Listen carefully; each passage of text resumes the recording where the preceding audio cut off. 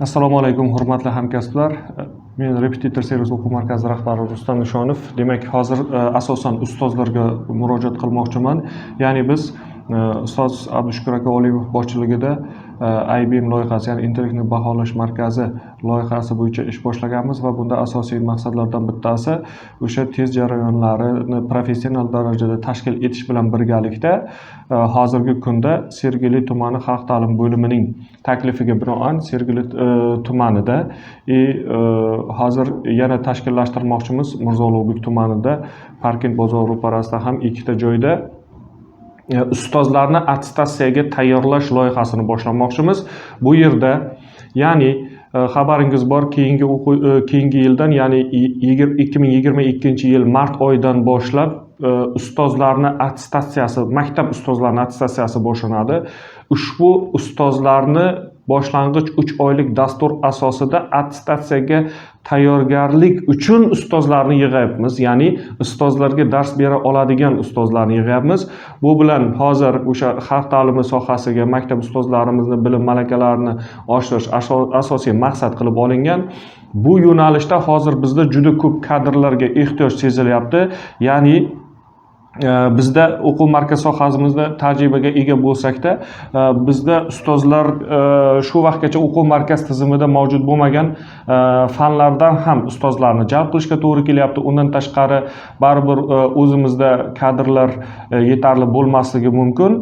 Shunga deyarli hamma fanlardan kadrlar kerak bo'ladi. Joyi kelganda ayrim fanlardan 2-3 talab kadrga ehtiyoj seziladi. Sabab bu yerda umuman fanlar ko'p bo'lishi mumkin yoki bo'lmasa shaharni har xil joyida tashkillashtirayotganligimiz uchun bitta filialda boshqa ustoz, boshqa filialda boshqa ustozga, shuning uchun bemalol sizlardan hozir ushbu video ostiga link qoldiramiz.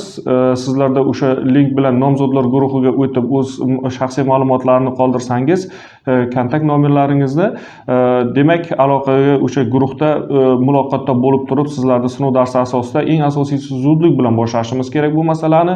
Chunki 3 oydan keyin o'zi attestatsiya boshlansa, bizlar kamida 3 oylik kurs bilan o'sha dasturlarni boshlab yuborishimiz kerak. 15-dan boshlash rejasimiz bor. Uzog'i 20-dekabr sanasidan boshlab, hattoki o'sha yangi yil vaqtidagi kanikul ta'til vaqtidan ham unumli foydalanish rejalashtirganmiz. Demak, bizlarga qaysi fanlardan ustozlar kerak bo'ladi?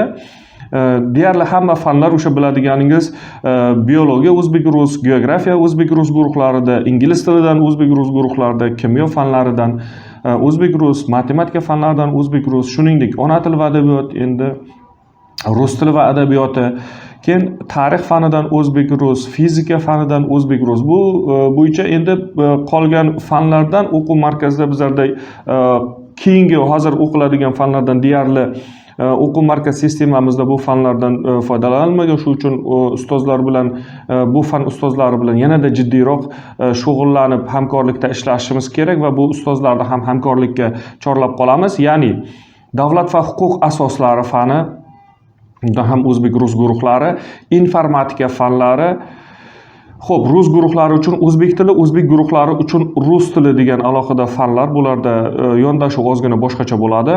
Demak, boshlang'ich ta'lim ustozlarini qayta tayyorlash, attestatsiyaga tayyorlash bo'yicha ustozlar kerak bo'ladi. Texnologiya fanlarini tarbiya o'qitish uchun alohida ustozlar, shuningdek chizmachilik, tarbiya fanlarini jami 17 ta fan blokining o'zbek-rus guruhlari bo'yicha ustozlar jamoasi kerak bo'ladi. Sizlarni hamkorlikka chorlab qolamiz. Nasib bo'lsa, ushbu mehnatimiz orqali O'zbekiston xalq ta'limi sohasida fan fidoyilarini tayyorlashda, bilimlarini oshirishda, ustozlarimizda yordam qo'lini cho'zishda biz bilan hamkorlik qilasiz degan umiddamiz. Qolgan barcha ma'lumotlaringizni ushbu xabar ostida qoldirishingizni so'raymiz. Sog' bo'lingizlar, kutib qolamiz. Kontakt, hamma telefon raqamlaringizni qoldirishingiz mumkin va sizlarni ushbu loyihamizda hamkorlikka chorlaymiz.